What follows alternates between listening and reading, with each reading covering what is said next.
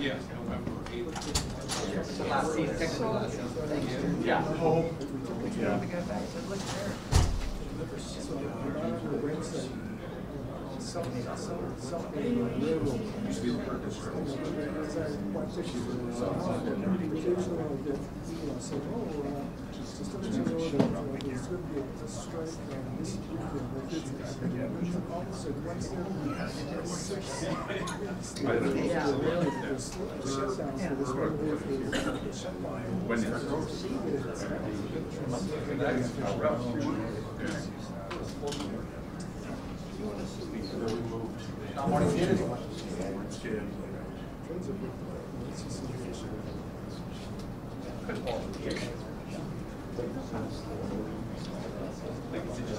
They should have. They should have. Technically, what? These are only recall. They're just hoping if they just don't say anything.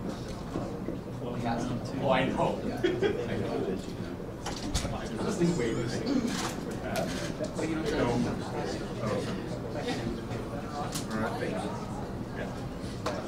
Yeah, exactly.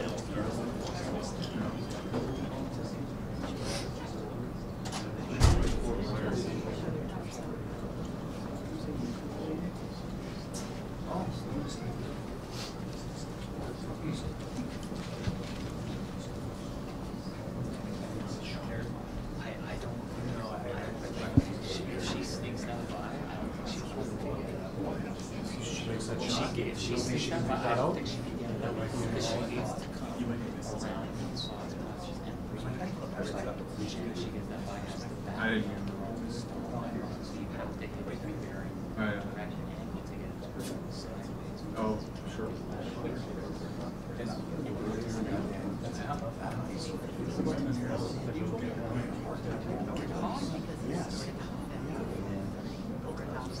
What it ended up was, in the end, it's probably that rock she was going for three, right? She was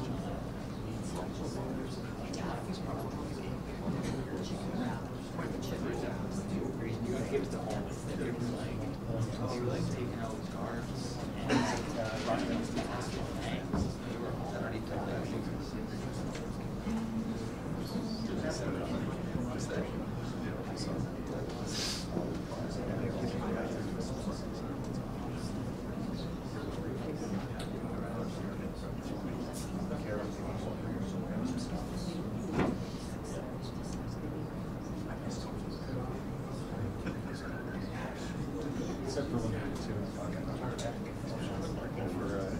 Distance. There's stuff like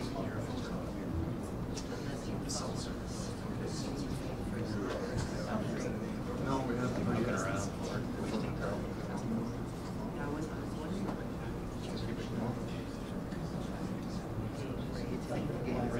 Yeah.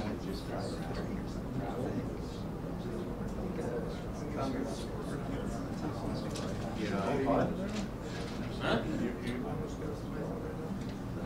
You got the mic? Yeah. The mic, everything's on. You hear them coming out.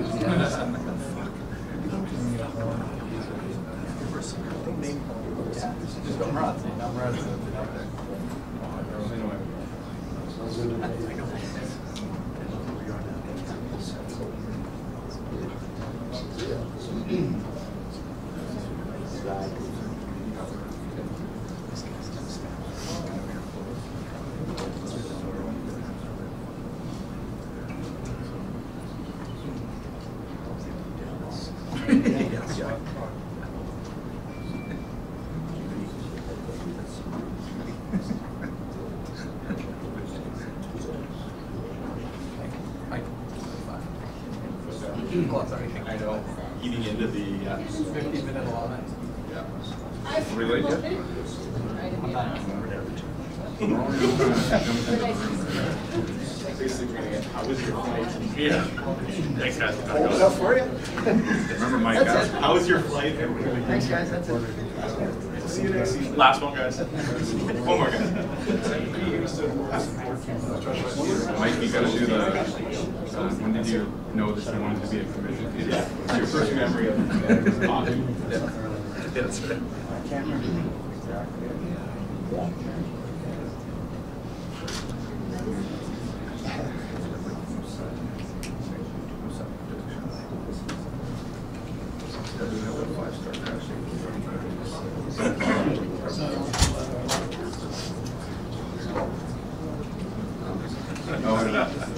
Clock's ticking.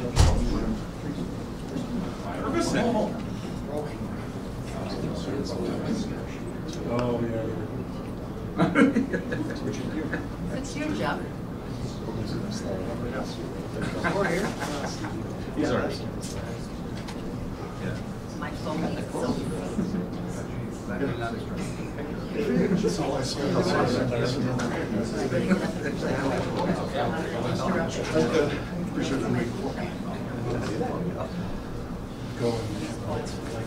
Started to bang. 14 minutes. Started to bang.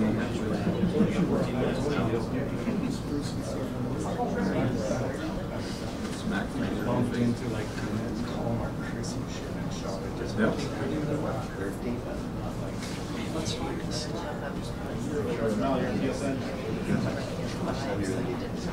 Oh, I want to carry. I thought about it as I was driving here. I thought, did you hear from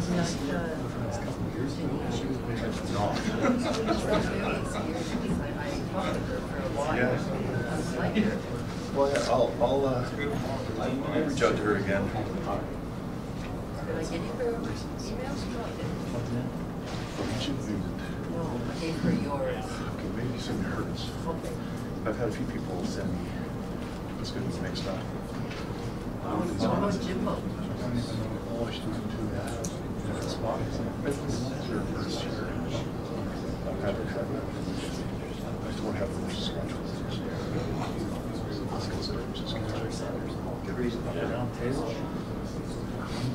Yeah. Jim's Yeah.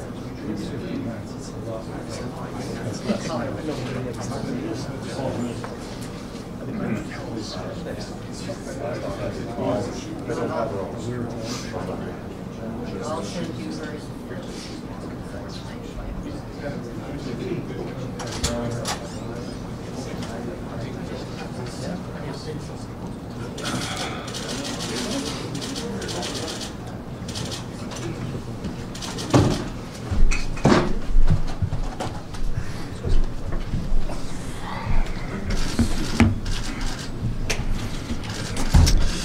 Okay, everybody, thank you very much for joining us this afternoon. As I've mentioned before, we do have a bit of a hard stop on today's events just because Mr. Bettman and Mr. Daly need to move on to some other things that we have going on.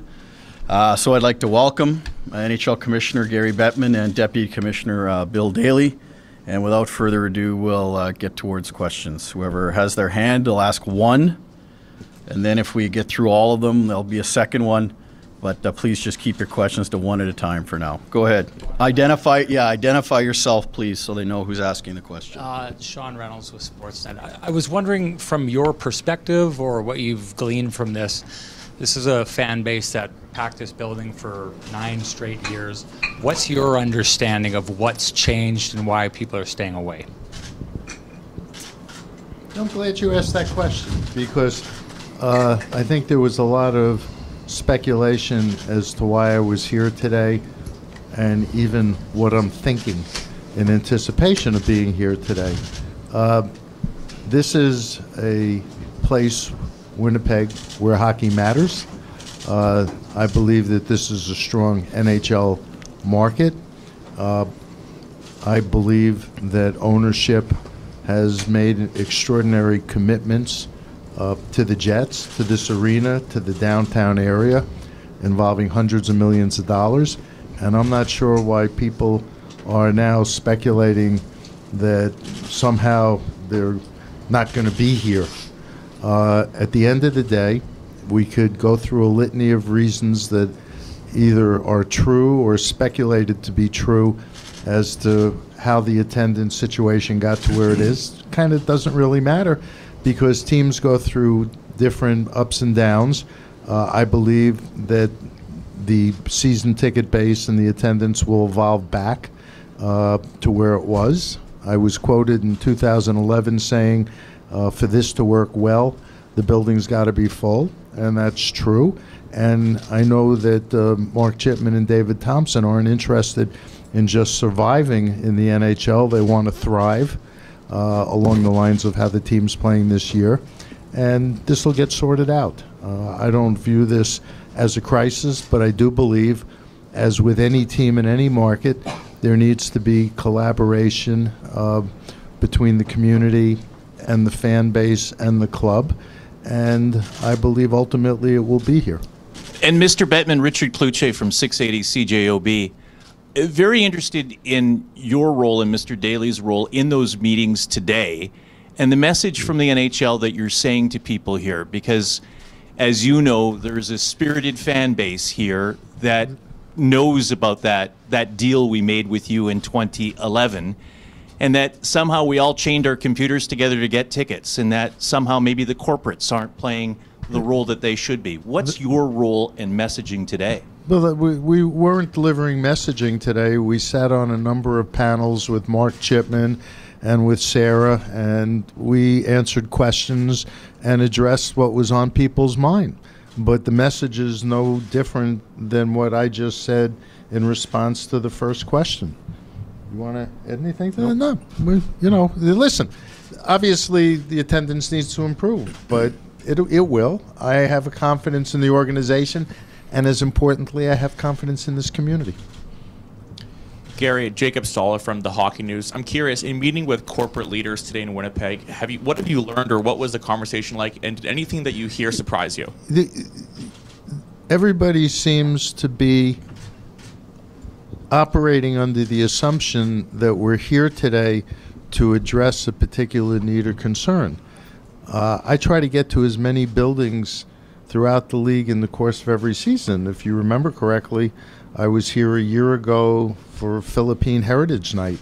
I'm here to visit, to take in a game, to talk to the media, talk to season ticket holders, talk to the corporate community, which is what I do everywhere I go. Go ahead, Jeff.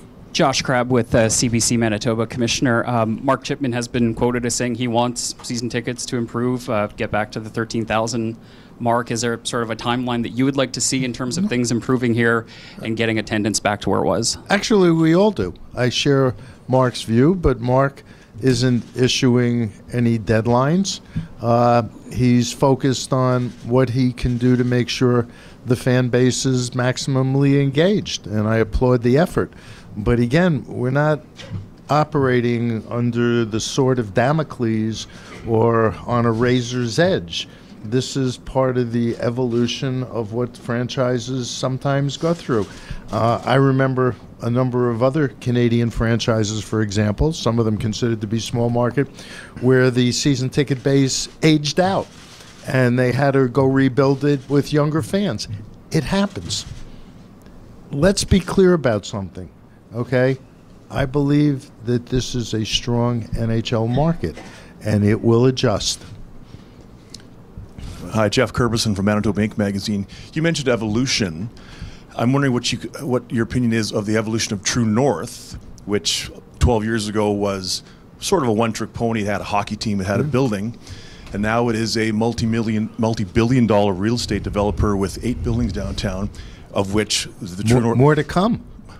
Right, of which Canada Life Centre is one. Yes. And there's certainly going to be synergies between the hockey team and the hotel and that sort of thing. And that's why, for anybody suggesting that the agenda for ownership is other than focused on Winnipeg is silly. Because at the end of the day, look at the hundreds of millions of dollars they've invested in the team, in the building that they've built around here, and what they're going to be doing on the north side of Portage. I mean, that's why I'm kind of, what's the word I'm looking for? Mystified at the tension that seems to have developed here. And by the way, this is a team, if they make the playoffs this year, which looks like they're going to, would be 6 out of the last 7 years. Their cap team, the star players who had an opportunity to go elsewhere decided to stay here.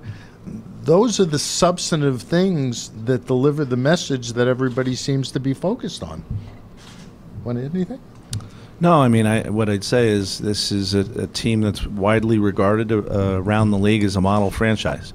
Well run from top to bottom, has a competitive hockey team, puts a competitive hockey team on the ice, spends to the cap, but also invests, as Gary mentioned, in the community, and all their charitable initiatives and investment in the city. So this is we wish we had 32 of these. Hi, Melissa Ridgen from Global News. I just had a question. This is actually for both of you. You know, you've grown this league in big, beautiful, sunny places, but in places like Winnipeg, where it's like tens of thousands of kids in this province and the surrounding area are playing this sport, how important is it to you as human beings to see the league be strong in places like this? If I didn't believe in places like Winnipeg, we never would have bought the Jets back. In addition, the Industry Growth Fund, in terms of grassroots initiatives, whether it's the Hockey Academy or Camp Manitou or whatever the other things that we've invested over $6 million. So we stand by our commitment, and we're greatly gladdened to see all of the work that's being done at the grassroots level. We're here, meaning the NHL, because we want to be. Yeah, I don't have anything to add to that. As Gary said at the start, I mean, hockey matters here, and that's important to us. So Winnipeg matters to us. And the Jets matter to Winnipeg, so everybody matters. How then do you... Who are you? Sorry. Paul Friesen, Winnipeg Sun. Oh, yeah.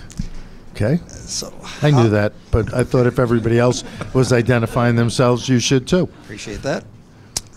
Given all you've said, then, how do you explain Mark Chipman saying that given the current situation, this will, quote, not going to work over the long haul? What I believe Mark means by that, and I think he's been pretty clear because I've heard him say it repeatedly, he doesn't want to just be a member of the NHL.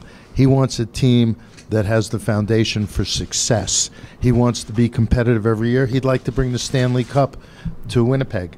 And so if the team is going to have the resources and the ability to compete at the highest level and spend to the cap as they have, it's be important for the building to be full. Given the Yeah, you can have a follow-up. Because I made you identify yourself, you can have a follow-up. Just one, though. Yeah. Given the state of their ownership, as strong as ownership gets in professional sports, why is this even an issue? I'm not sure the question that you're asking why didn't you from full point house to stay competitive? Just because you perceive somebody to have resources, the fact is this is a collaborative effort, and people who own franchises want to understand that they're being supported. It's a joint effort. It's not one-sided. Scott Billick, Winnipeg Sun. Yeah. Got that out of the way. Just wondering, what's the target then? Like, what do you need to see in terms of corporate sponsorship? It's not what I need to see. I mean, what you want to do is have a franchise that has robust support from all of the places that support comes from, whether it's the business community buying tickets, whether it's the business community advertising and promoting and activating around the club. And in that regard, the club has gotten, I believe, very robust support. You also want to see buildings full. By the way, I think the players want to see the building full. You know, for somebody who spent a few weeks in the bubble watching our game in empty buildings, our players, our game draws an enormous amount of energy from fans in the building. And having a packed building obviously gives you more energy than a building that isn't packed.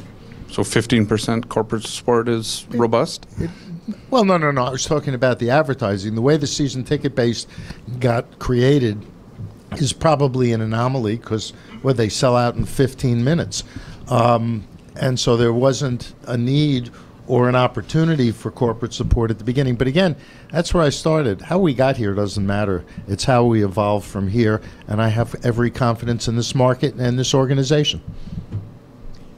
Judy Owen, Canadian Press. When Mark talks about not having a large corporate season ticket base, what did the business leaders you talked to today say about why some of the reasons are for that? Well, they didn't ultimately have the opportunity. If you remember how this started in 2011, we announced on May 31st, May 31st that the team was coming, and a day or so later it was go to your computers and sign up, and individuals did that in a way that kind of precluded at the time corporate purchasing.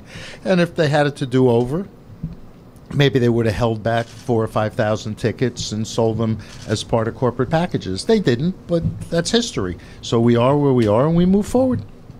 But you want to follow up, huh? Just because I gave him one. No, go ahead. But the decrease has been since the pandemic too. Is one. No, but the pandemic, that's again. It doesn't matter how we got here. Okay, some people say people don't like to come downtown at night. Some people say the team's performance should have been better, even though it's been pretty darn good. Some people say the season ticket drive initially was no good. Some people say it was the pandemic. All our clubs have dealt with the pandemic, and it may have impacted some markets more than others. But again, we are where we are. So we focus on the fact that we believe in this market.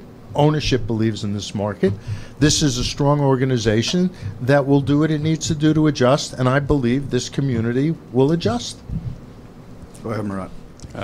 Hi, this is Murat Atesh from The Athletic. Certainly the message of confidence is well received. I'm curious, are the Winnipeg Jets, with their current sales, a recipient of revenue sharing? And yeah, they have been, and they will continue to be. When those numbers shift, what is the pressure or communication like within the Board of Governors, who I'm sure would like every building to sell out and not have to pay that sort of thing? You can answer that. Yeah, no, I don't. I think our revenue sharing system is well established, and we vet it with all our clubs on a regular basis, and it's really a function of league HRR and how the numbers come out. So I don't think it comes to the scrutiny of whether you're filling your building necessarily or not. There are many factors associated with how much revenue sharing the team gets. And if your question is somehow suggesting or implying that at the board level there's a concern about this franchise, the answer is absolutely not. Richard Kluche, 680 CJOB. So what's your final message then to fans who are, have had some anxiety over the last 72 hours? And when do we get the draft here? Get over your anxiety and come to games. No better way to deal with anxiety than rooting for your hometown team.